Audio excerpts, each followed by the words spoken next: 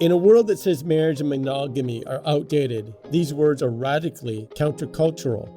I do. Hello, I'm your host, Jean-Paul Barun, president of Focus on the Family Canada. Welcome to the Thriving Family, a Focus on the Family Canada podcast. This is a space where family, faith, and culture intersect. You can enjoy the Thriving Family podcast ad-free without any interruptions, thanks to the generous donors who support our ministry. This season, we're talking about the very intersection of faith and culture, along with sound bites on entertainment, theology, biblical narratives, and contemporary issues. We're bringing intimate conversations with a wide variety of ministry leaders, researchers, entrepreneurs, and creators who have all generously taken the time to share their heart with you. If you like what you hear, be sure to rate the episode wherever you listen to the podcast. Remember to check out each episode's notes for related resources and for how to support the Thriving Family podcast. For today's episode, I had the joy of sitting down with Andrea Mzorek and Peter Jon from Cardus. Cardus is a non-partisan think tank dedicated to clarifying and strengthening through research and dialogue the ways in which society institutions can work together for the common good. Andrea has worked in journalism and think tanks in Europe and Canada. She writes and speaks about marriage, childcare, and women's topics. Prior to joining Cardus, she was an executive director of the Institute of Marriage and Family Canada. Peter Jon is program director of Cardus Family. He has been researching and writing about Canadian families and public policy for nearly 2 decades. Join me as I talk to Andrea and Peter Jon about their fascinating new book, I Do, Why Marriage Still Matters. Let's dive right into this conversation as we meet with Peter Jon and Andrea. And just to give our listeners some context here, let's start off by talking about Cardus and the relationship that Cardus has with Focus on the Family Canada, a little bit of the history there. If you guys could speak into it a little bit. Yeah, so back in the mid-2000s, Focus on the Family was very interested in having a voice for families in Ottawa and speaking into the cultural and policy issues of the day. And at that time, Focus on the Family started the Institute of Marriage and Family Canada to be a research-based presence in Ottawa. And Andrea and I came to work for the IMFC in 2006, a couple of weeks, just separating our coming to the IMFC. So that's where we got our start. And eventually, Andrea became the executive director of the IMFC, and I was directing the research portion. And then in 2016, I think there were some conversations between Focus on the Family and this pre-existing think tank, Cardus. And the IMFC was enfolded into Cardus and became the family program. And so Andrea and I have been with Cardus since 2016 as the family program. Andrea was the program director for many years and is now a senior fellow with the program. And I direct the family program. So kind of a continuation of the same vision that Focus on the Family had many years ago, but maybe slightly a little bit different in terms of it's now housed in Cardus, which was doing great work for a long time and actually coming up to our 25th anniversary this year. Yeah, thanks for filling our listeners in. I feel it's a privilege that Focus Canada, Cardus, IMFC have kind of this long-lasting relationship. I look at the contents of family. You start with mom and dad, and then it grows, and then mom and dad have kids, and then mom and dad become grandparents and great grandparents. You see this growth happening, and so in our nation, we're seeing this growth of what's important for families in general. And it's just not one organization working on it. Focus Canada has the deep partnerships and connections with Cardus, and then how that is formulated with IMFC and with the two of you leading the charge. So let's talk about why we're here, what we're doing today, and it's about your book. I Do, Why Marriage Still Matters. and what felt you called to write this book, a very important book, I believe? Yeah, so I think we probably have our own individual motivations, but personally, I felt like when I started at the Institute of Marriage and Family Canada, I really began the process at that time of learning a lot about marriage. I was not particularly well informed about marriage, neither from a public policy or research-based or sociological standpoint, and neither from a theological standpoint. To the point where when I interviewed for the job at the Institute of Marriage and Family Canada, I actually said I would be happy to do any number of family issues, but I didn't want to tackle the marriage issue. And I think that spoke into the time that we were living out at that moment. It was like deep within the same-sex marriage debate. But marriage alone, without being part of the same-sex marriage debate, it remains a bit of a lightning rod, unfortunately. And it remains sort of it can be a trigger for people. People tend to think about it personally, where that can come with high points and low points. It can come with sadness and baggage as you consider some of the aspects of your own life that may not have gone particularly well with regards to marriage. So I really began the journey of learning about marriage when I started at the Institute of Marriage and Family Canada. And at some point, I realized like what I was learning was profound and deep and important and impacting me, not just in the public policy arena, but also in my faith. And so at some point you think this shouldn't just be something I alone know. And so part of the motivation is to make all the learning there and the social science research about the importance of marriage in the public square known to a broader public, obviously also motivated to kind of inform the next generation. I have a daughter. I'd like her to know some of these things as foundational and just understood plainly and in one easy to read book. But I don't know if you want to jump in with your own motivations, Peter Jon. Yeah, I mean, the book is really intended to be a concise primer of why marriage matters, not only to individuals, men, women, and children, but also to public and to the culture more broadly. And I think in my own sort of researching and learning about marriage over the last 2 decades, I'm very much like Andrea. I was thinking about like, how would I communicate this to my own children? What would I want them to understand about the importance of marriage and marriage in society? And that book title, I do is followed by a question mark. And we recognize that there's still like a lot of questions and a lot of misunderstandings and a lot of uncertainty around marriage for the reasons that Andrea said, right? We all have families, we all have a family history and family experiences, and that can be very positive and it can be very negative. And so we really want to be invitational in our approach, and hopefully we accomplish that. Thank you both for sharing. And I look at it at marriage of too often I hear the conversation of younger people, we're just going to get, we're going to move in together, and they don't see the ripple effects and the importance of having research behind it, because some individuals think the research isn't necessary. I as well have 2 daughters, both young adults now, and we often have this conversation of the importance of marriage and what it means, and the sacrificial piece, what the Bible tells us of marriage, of how important it is, and not just to kind of brush it aside as a lot of people do. And also recently I was celebrating a very close friend's end of life, and now he's with our Savior. And in it, they were married for over 55 years. I think it's like 57 years.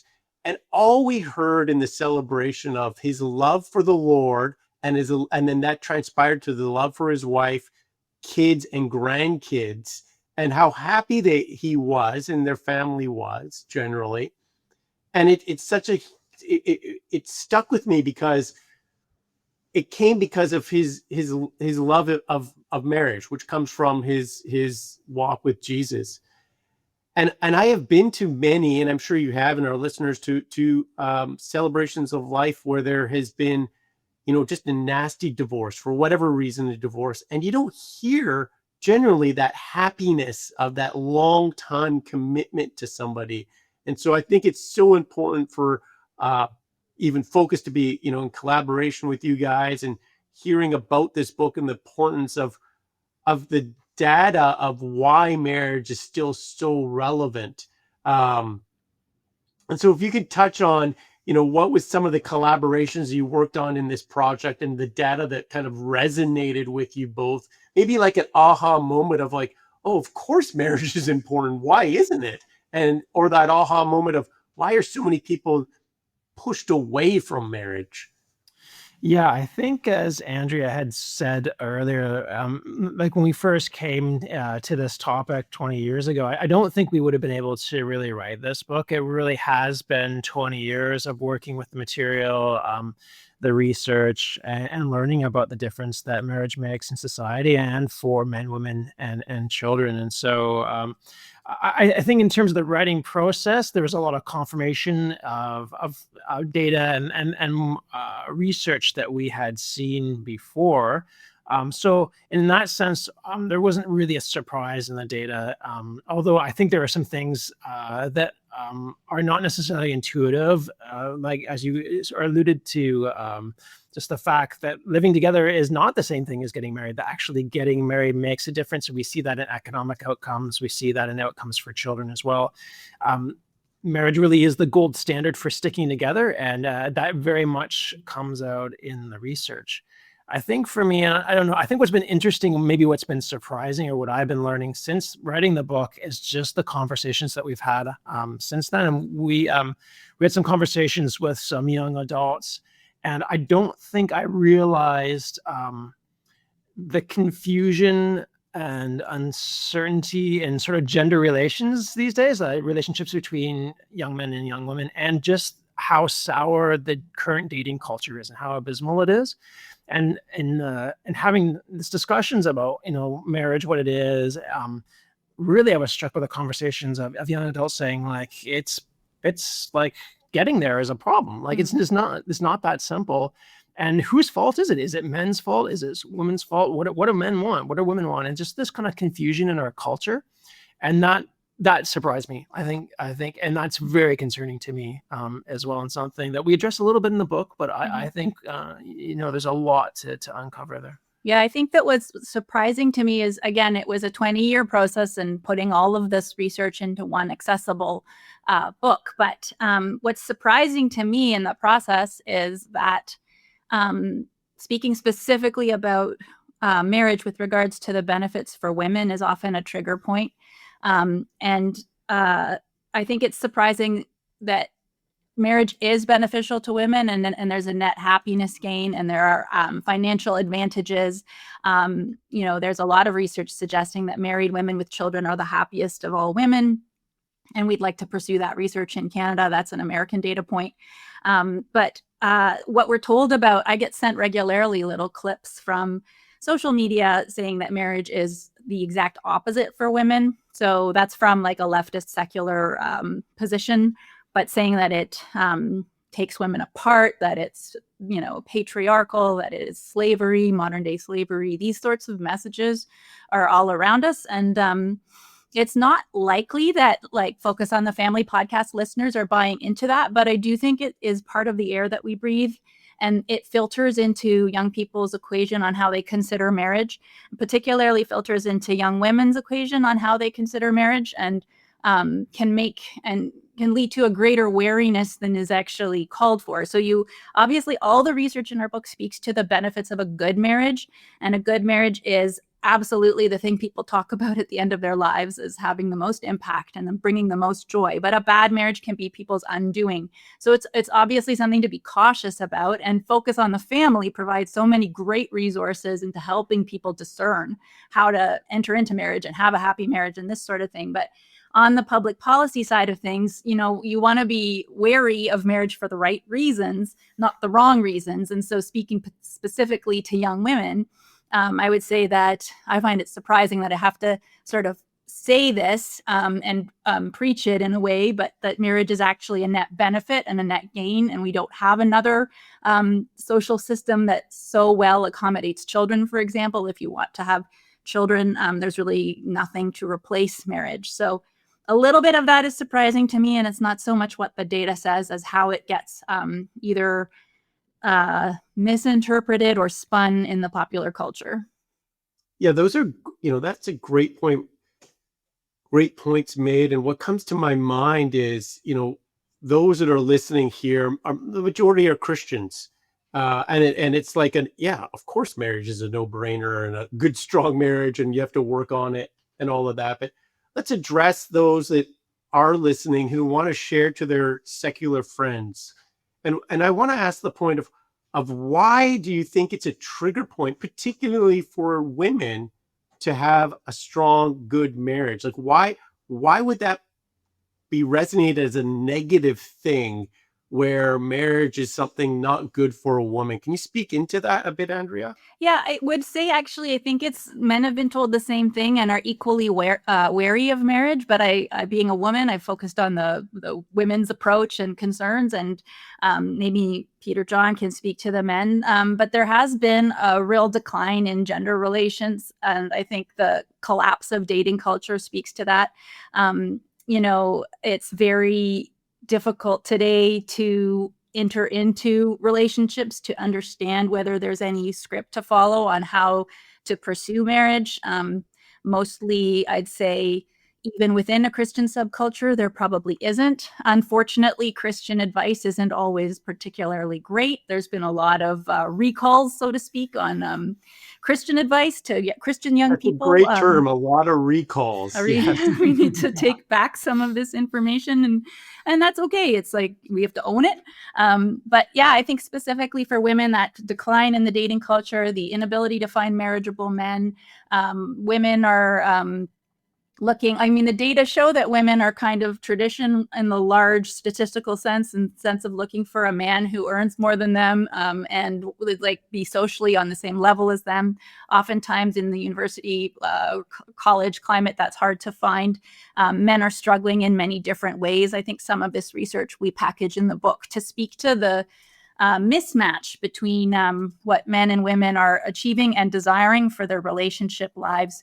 But ultimately, I think in the Christian bubbles, as well as outside, marriage isn't necessarily seen as the destination point. And we definitely don't think marriage is absolutely for everyone. I think God has a vocational call on everyone's life, and those lives that do not result in a marriage partnership are equally worthy. And I like to point to the 20 years I spent in my single life, and I felt like it was a valuable time, although I don't think 20 years of dating is a success story per se. But I kind of have an understanding of how hard it is to get married at very least. But marriage is not for everyone. That said, it is for a lot of people, and it's a fantastic aspirational goal to put on the landscape. And I think with this book, we're kind of addressing the fact that it's not necessarily there anymore. So, and men would be having similar struggles as women, maybe from a different vantage Peter point. Jon, do you mind speaking into the struggles for men, or the trigger points that men face regarding marriage? Yeah, certainly. If we were to kind of look into the online world, we'd certainly find some negativity there concerning men and marriage. But I think if we actually look at the data in Canada in particular, Canadians and Canadian men included are still pretty favorable to marriage, to seeing marriage as part of a family life. It's just whether they think it's absolutely necessary or not. And there's sort of this nice but unnecessary attitude that I think is prevalent. I think for men in particular, we know what marriage does for men. It kind of gets us guys a little bit focused. As a few years ago, I was reading the sports section local paper, and I was quoting a head coach of an NHL team saying, "Well, we're expecting great things out of this up and coming player because he got married over the summer." And it was kind of a funny thing to read, but I think that coach understood something that economists have identified, and that is that men, when we get married, we tend to pull ourselves together a little bit. We tend to be more economically productive, and we've certainly seen that in the data, even among men that might have lower education or lower skill level. We definitely see more production from them. Even they may show higher levels of economic production than men that are slightly more skilled, but are unmarried. And there's just something about sort of getting married, having a family that sort of kind of pulls us together and sort of draws men into the family and into that kind of rhythm, I guess, right? And I think in a lot of ways that's actually really positive, and I think many men kind of long for that, but it's still a challenge often to get there. Yeah. One of the things we hear often here at Focus Canada on the topic of marriage, what difference does it make if I get married or live together? And data shows there is a significant difference of a couple living together for multiple years and then that relationship ending compared to a marriage. Even so, I hear often it's just a word, we're living together. Can you touch a bit on that data of what it is, the success rates of a married couple compared to those that are raising a family and are not married? Yeah, as I said earlier, marriage is the gold kind of standard for sticking together, and we see that in the data. We've seen on the Canadian data that couples that start out living together and have kids, in particular, before getting married or without marriage altogether, are much more prone to see a relationship breakdown and dissolution, and that has impacts on children. And we certainly see good outcomes for children that grow up in the married parent family, tend to have higher levels of educational attainment, less likelihood to be involved in risk behavior. And we find this even despite, regardless of social economic status, marriage just certainly has good outcome for children.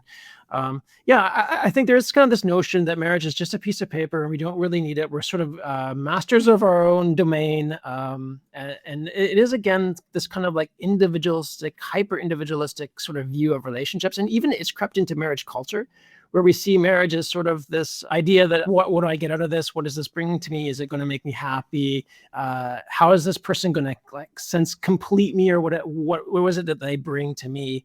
And in some ways it does make marriage a little less stable in that way, maybe a little more fragile in the sense that if this person is not meeting all my needs and all my desires, then I can leave, I can kind of bolt or whatever.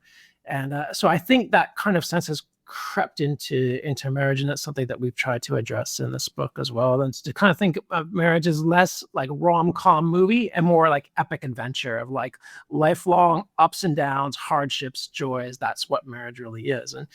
And I think as a society, the reason that we have marriage is we form these social institutions to try to solve issues together and challenges together that we can't solve as individuals. And so really, when we talk about marriage as an institution, which we do in the book, is really like this bundle of rights and obligations, of norms, and in a sense, almost like self-constraint for the good of the other. And that's really, I think, really making that a public statement that you're entering is that there's something about that makes a difference. And I think that's one of the reasons why marriage is so powerful in terms of its outcomes, because it is that agreement. But it also requires a society that then accepts those norms and holds those norms, right? And I always say that marriage is a social institution that needs other social institutions.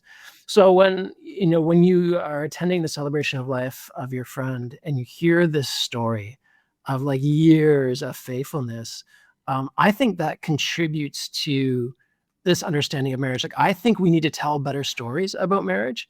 And I think we need to be talking about that, because I think that's one of the ways that we recapture this healthy marriage culture, is by sharing the stories and by showing examples. I think that's just essential. And in getting back to sort of our question about men, for too many men, they don't actually see that. They've never experienced that, right? It's hard to replicate that model if you've never seen it in practice. And that's why I think it's so critical. I think everyone actually that's in a marriage, you are, even if your marriage hits rough patches, even if it's difficult, you are sort of speaking something out to culture about the importance of marriage and how to push through even in the difficult times, right? Yeah, you're drawing me in, brother, on so many things. You hit some things for me that are just incredible. It is an epic story of marriage. I would rather see an epic adventure story than a rom-com. right? So why wouldn't I hear an epic story? My youngest daughter turned to me the other day, just recently, uh, and said, Papa, I love these epic adventures we've had as a family, right? And so you saying that resonates with me. Um, when I look at marriage, it's that public acknowledgement, or gala or event that we put on, a wedding. It's a public acknowledgement of our commitment to somebody else, and I think that's what's lacking when somebody and a couple, even if it's long lasting, great relationship, raised kids, grandkids, but they never publicly got married. When you publicly get married, those that are around you, you'll have a lot of friends that come and go, but you have this core group of friends and family that will keep you accountable for your marriage and commitment, not only to our Savior, and through that, our commitment to our spouse. I have been married for, I have to remember if I get on the taping of this, it's 29 years.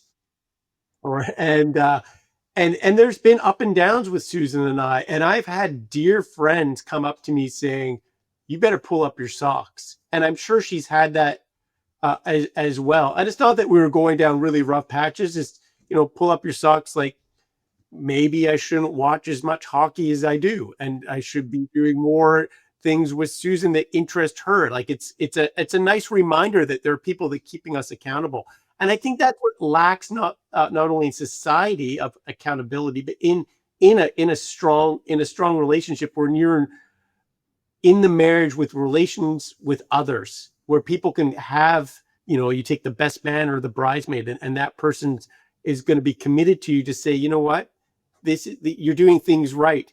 And also, Peter Jon, he acknowledged or stepped in and mentioned the story.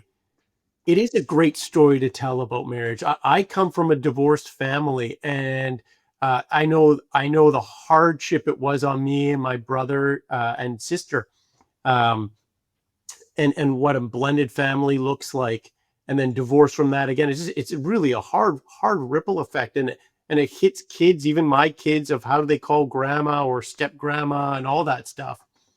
And it happens in the Christian world as well. But I want to have that story where my grandkids are sitting on our laps and talking about the adventures, epic adventures that grandma and grandpa had one day. Then that's a long ways away, I hope. There's a lot of, my daughters need to get married first before we have that story. But those are that's I think what our society is actually craving, are these epic stories, and are lacking in too much of, we heard of these short-term stories, and we want to hear into the long-term stories. Which brings me to a question of, the book really intersects on biblical and theological and scientific research, which sometimes can be mutually exclusive.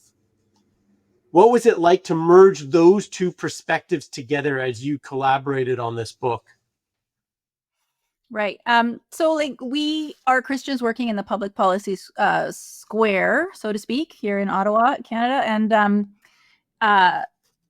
Institute of Marriage and Family Canada always took this approach of wanting to bring forward research that can bolster Christians in their faith and help us to understand our faith better, while at the same time using language that is accessible to everyone of no faith at all, or those who have a faith. So I really see the social science research as unifying in a way that maybe the biblical theology isn't always, because not all Christian denominations hold the same belief about marriage.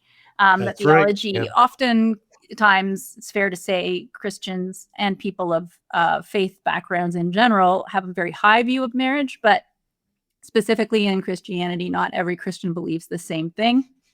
And where this book comes in, I think, is in helping to unify a consensus of the importance of marriage, whether you think it's a sacrament or not, around the social science that shows how important marriage is. And that is a consensus viewpoint, and it's something that allows our faith to flourish in whatever denomination we're in.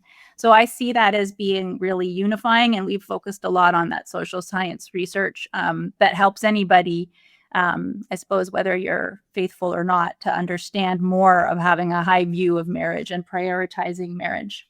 Yeah, thanks for that. One of the things we hear often, we sort of touched on, is marriage isn't for everyone. I know a lot of people who are married, and sometimes I say, "Whoo, should they have gotten married?" I'm sure my father-in-law thought of that of me when I asked his hand for his daughter. He was probably thinking, marriage isn't for you, young man. But that being said, we have a great relationship now. But what does your research touch on when you hear topics like that? I know we touched a little bit about it, but if you can go a little deeper into that. Yeah, for sure. So we would say that marriage isn't for everyone, but everyone should understand why marriage is so important for our culture and for society. And maybe taking a bit of Andrea's fire, but I find it really helpful. And something that she's often said is it would start by imagining a world where marriage isn't present, and then think about the things that you lose. And I think you would find a pretty disjointed society. I think you would see far less sort of moms and dads together, and that has consequences and impact on children. So I certainly think that, like, for people that want to have children, marriage is really child centric, and it is there's just so many advantages, and I think we can admit that, and at the same time reach out to the families that are not structured that way and support them and minister to them.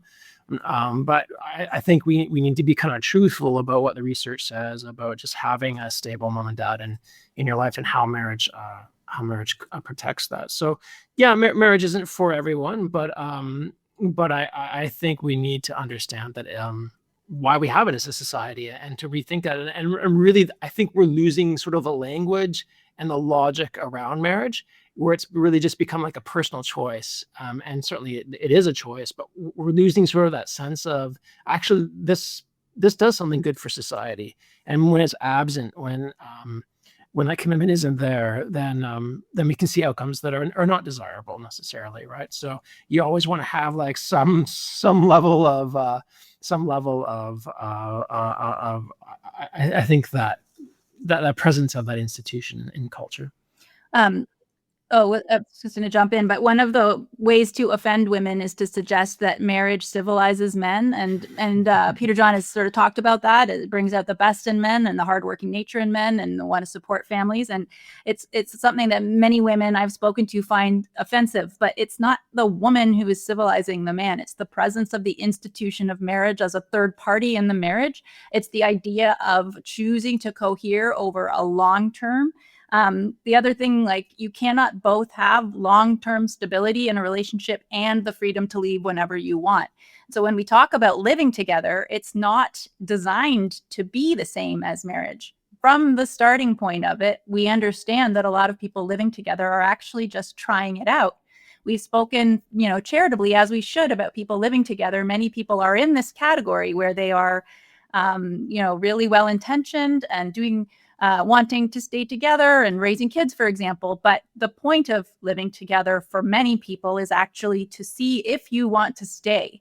And then things happen as they do. Maybe someone gets pregnant and children enter into the equation, and suddenly you are in a life you had not envisioned or forethought. So really, the planning part needs to occur a bit earlier. And I don't know how I got back to this specifically, but living together and marriage aren't the same thing, and they don't offer the same thing. So you can't have the goods of marriage if you choose to have the freedom to get out, which is kind of precisely what cohabitation amounts to for many people. Yeah, and I think that's actually not really intuitive to people. They would say, well, you got to test drive a car before you buy. But people enter into cohabiting relationships for many different reasons, and sometimes it is, as Andrea says, it's kind of like a testing out. But when you meld your life and to get to together, and you kind of create this life together, but there's sort of that lack of commitment, it actually becomes difficult to kind of pull out of that. It's almost easier to kind of keep going or whatever. And so people kind of like drift into marriage in a way because they've drifted into common law relationship first. And some interesting research in the U.S., a psychologist in the U.S. that's been able to kind of show that the power dynamics in that kind of relationship goes to the person that's least committed to it. And so you have one person that's kind of working hard to try to keep the relationship together, and the other person is, if they're less invested or less committed, then they sort of hold the power in the relationship as to where that relationship goes in the future, right? I think marriage sort of creates that kind of, it's almost like, it's kind of like the edges of the paper for which you to kind of create this thing in the middle. You know where the edges are. You're kind of committed to this space, but that's where you can create beautiful things. And I think that's sort of what marriage does. I've been trying to bite my tongue. There's so many things in what you just said that I wanted to respond to, but I didn't want to interrupt because it was so rich. You look at what some of the words there of stability in today's society. We've changed the meaning of stability to be one of economic freedom or, your bank account. I honestly believe stability comes from the core of marriage, and a stable family will be able to have that stronger bank account, the ability to bless your kids to go to university or whatever direction they have, knowing that they have a stable home to come from, knowing that there's that commitment. And when you start off that commitment for those that are living together, saying, well, we're living together and just because we're just testing it out, it trickles down to when you have kids where it's like, well, we're just testing things out. They don't know if their mom and dad, because it's still mom and dad, regardless of being married or not, are actually are there for the long run for them. And speaking into that is, it's not just as the Christian environment. Alpha has a shout out to Alpha, has a great marriage course that's there. And many people that I've spoken to who've done the Alpha course, or even at the Alpha conferences that I've been attending, they started out as non-believers and they lived together, and then they had kids, and they fell into marriage and it wasn't working. And then they said, what's missing here? What's missing is God in this whole story. So they recommit themselves or commit themselves for the first time to God and redo their vows and say, we are committed to each other. And from that point forward, they have said, or Alpha has shared, that the relationships even get better within the couple, right? Because they've made this commitment that they're together. They're not testing out things. And I always find it foolish of saying, testing, when someone says testing out, well, that's what the dating process is for. That's why you date. If it's not working, then you have made the decision to move on. So I found that fascinating. Can you help us go a little bit deeper into why people choose not to marry into our current culture? And the why, meaning, from my perspective, just throwing some 2 cents, it is, oh, we're not ready yet, or we don't know what it's going to look like, so we're just going to live together for a few years. Why have we, or how have we come to that now? And it's not just now. I mean, 40 years ago, people were still living together. Like, why is that something that is at the forefront in our today's society? Yeah, I think I would want to differentiate between people that are maybe unsure about marriage, or they kind of see it as a future sense, but maybe not right now, versus people that are resolutely like, we will not get married. We've done some research at Cardus on this question using Statistics Canada data, looking at why did married people say that they got married, or why are people that are looking to get married say they want to get married. And then those who are that are partnered but definitely do not want to get married, what are they saying?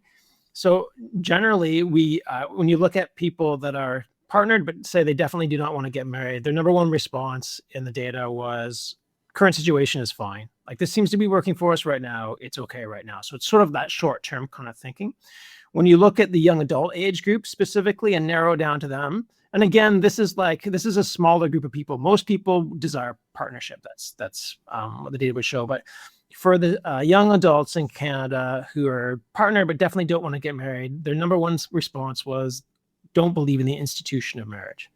And I think that's really telling. I would love to know more about what they think institutional marriage means. I'd love to know more about their family history and how that might affect it. What has kind of caused that? Then you get other sort of things like marriage is too expensive. Like, actually getting married is too expensive, and that's an issue as well. So you get some of those ideas as well. I think something that's happened more generally in culture is when my parents' generation was starting out, it was pretty common for people to graduate high school, maybe go to university, college, or whatever, then get married, maybe buy a house, have kids. Like this was sort of like a foundational view of building your life. You got married and that was part of the foundation. What I think we're seeing now as people are getting to married at later ages, marriage is really becoming like this capstone. It's this thing that you do together once you've accomplished all the other parts of adult life. Like once you've got financial success, or you're at least feeling somewhat secure, maybe if you can afford a house these days as a couple, you might do that first. You might do these other things. And then marriage is sort of like the, hey, look, we've arrived, or like we're now stable, or we're now ready. And I think that's led to delayed marriage, but it also has implications for fertility and delaying fertility, which has bigger sort of implications for how many kids we have and how large our families are. But it also has implications for people for whom, when you look at those sort of other markers of life, like financial stability or home ownership or that kind of thing, are saying, I'll never get there. And so marriage almost looks out of reach for them. And I think that's a pretty kind of sad kind of conclusion to get from culture, like a sad message to get, because they're missing out on the kind of stability that would actually really help them. And you alluded to it before, like married couples tend to have, we've seen this in the data, tend to have higher net worth, because when you get married and you come together, you start combining your incomes, you start leveraging towards the future instead of the short term, right? Because you have this basic commitment, right? And I think it should be concerning to us, especially for us who are concerned about social economic well-being, poverty, these sorts of things. We're seeing marriage fleeting quickly from people of lower economic means. And I think we should be really concerned about it. Culture teaches us our direction to some extent. And I was firmly part of that culture. And I remember doing my master's at the University of Toronto, and there was a married PhD student. So I would emphasize she was doing her PhD. So she wasn't like fresh out of high school. She's probably mid-20s. And I was floored, sort of shocked at why she was married and why would she sort of take that step when she wasn't out of school. I'm just sort of embarrassed to reveal my own immaturity when I was doing a master's degree, but that was the cultural script that I had been fed and told was important, that you complete everything, including a PhD possibly, before marriage. It didn't really dawn on the corner of my mind that you could complete accomplishments in a partnership with another person and possibly derive support from that even as you do it. So I just find that as an interesting look, comparing myself of today with myself of some years ago now, to see how what I believed at the time versus what I know to be true today. Yeah, that's a great one. And I go back and forth here with Peter Jon's, and then to your comment, Andrea, it's the word stability came up again, and success and the achievement of the goal of like the capstone to get to marriage as a completion. But there's nothing wrong with starting and building together with somebody. That's where you're going to get the most support. And somebody, as you're alluding to, Andrea, on doing their woman doing her PhD and was married, I mean, she's going to get the best support from her spouse, where she comes home not only of all the hard work that it takes to accomplish the PhD, but when she's preparing to do her discernment or dissertation, doing the dissertation, you have somebody to really go through that process with you. I too have a master's degree, and I did it while I was married, and I feel that Susan did all the hard work of reading the notes. And I attended Regent College, and even our professors, or the president, Jeff Greenman at the time, said, all of you that are married should really turn around and thank your spouse, because they did all the work for you. You just wrote the paper. And I kind of chuckled on that, but I looked at Susan. She was like pointing right at me saying, yeah, I told you I did all the work. Marriage is something that I feel and I think we all agree on this, our society is something that's pushing kind of a wave against it and not looking at all the great things. And a word that stuck out for me in this talk was the epic adventure. It is an epic adventure. And why wouldn't you want to start that early on, or even if it's not early on, later on? I mean, I have a deep respect for those that get married at a later stage in life, because most of them they take it a little more seriously of the marriage prep before that. Let's face it, a young person getting married in their 20s, they just want to be intimate with each other, right? That's one of the things that they want.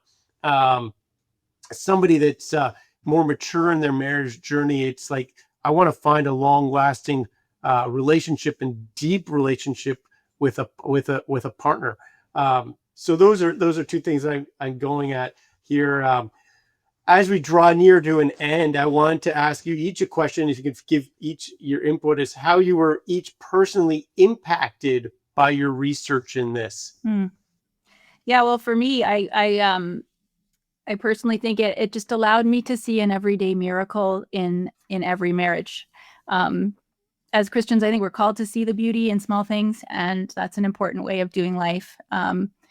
But I don't necessarily think prior to writing this book that I would have looked out at maybe a neighbor I don't much care for and then been like, but man, he's doing life well with his family and he's married and he's raising his kids. And to see that as a kind of a minor miracle. And I mean that even of the marriages that have no bells and whistles and there's no soaring Hollywood, soundtrack going in the background. I mean that of even what we might perceive to be quite a mediocre marriage, that when people stick it out together in this culture, in this climate, it is immediately a countercultural step and a beautiful thing and a bit of a miracle. So I think just enhanced my view of marriage and helped me to see beauty in that, even when it's not the perfect marriage and people struggling through good times and bad.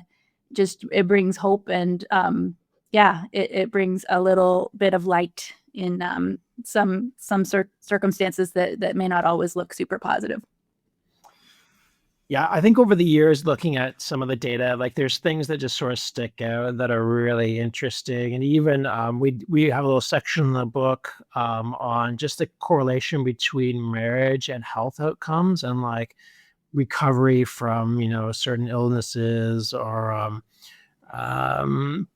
even I think, we saw some stuff around sort of heart attack survivors and stuff. And against that partnership and for men, it's, my wife tells me when to go to the doctor or when I'm, dragging my feet or whatever, that actually has outcomes in the health data when we get kind of guys that are resistant to actually go and see their doctors or whatever. But so there's all this data. A guy thing. Yeah. It's a total guy thing. And we need help. So, and that comes, and then that does show up in the data. So that data is kind of interesting. But I think what I'm really struck is, despite the weight of evidence about, I think, the benefits for society for marriage and for healthy marriages, we speak so little about this in Canada, particularly when it comes around to challenging policy decisions, even things about poverty or about, all these other different challenges that we look at, and family structure plays into it. It's not the only issue. It's not, but it is the one that is the least talked about and least acknowledged about the state of our families and how that plays into society as a whole. And we just seem allergic in Canada to talk about that. And I understand that we want to be compassionate. I understand that we want to be careful in what we say. But I think if we have this data and we don't say it, that's not very compassionate. If we're not educating people on their choices and letting them make their choices, at the end of the day, people will choose what they want to do. But if they don't know, if they're not familiar with the data and what it says, I don't think that's compassionate to withhold that. So I would really wish that we would have a more robust conversation. That's partly why we wrote this book, and then this the kind of conversation that we're actually having right now. I think we need more of this. I think that's key to building this healthy marriage culture in Canada. Yeah, thank you for sharing that. And I'm so encouraged with Cardus and the two of you, your work you've done. Collaboration with Focus Canada. We need more organizations talking about the gift of marriage. I honestly feel strong, stable marriages we will have a better society, a better nation because of it. Mm-hmm. And why not share the good stories of marriage? Why not share those epic adventures when we often just hear about the hardships? There are a lot of good, strong marriages that are out there. Mm-hmm. Thank you both so much for your time. This has just been a pleasure for me. Thanks. Pleasure for us as well. Yeah, thanks so much. You're welcome. Blessings to you both. Thanks for listening to today's episode of The Thriving Family, a podcast from Focus on the Family Canada. If you like this episode, please leave us a review wherever you listen to podcasts, and be sure to subscribe. If you feel led, you can make a donation to focusonthefamily.ca/podcast giving, or find the link in the episode notes. This episode is available ad-free because of the generosity of our donors. Every gift helps the Thriving Family reach more people with hope, support, and encouragement. If you wish to talk about this further, or if it brought up something that you would like to talk through, you can have a free one-time consultation with one of our registered counselors at Focus on the Family Canada over the phone. Give us a call at 1-800-661-9800 to request a consult. It's our gift to you. Most importantly, remember that we are here for you and your family.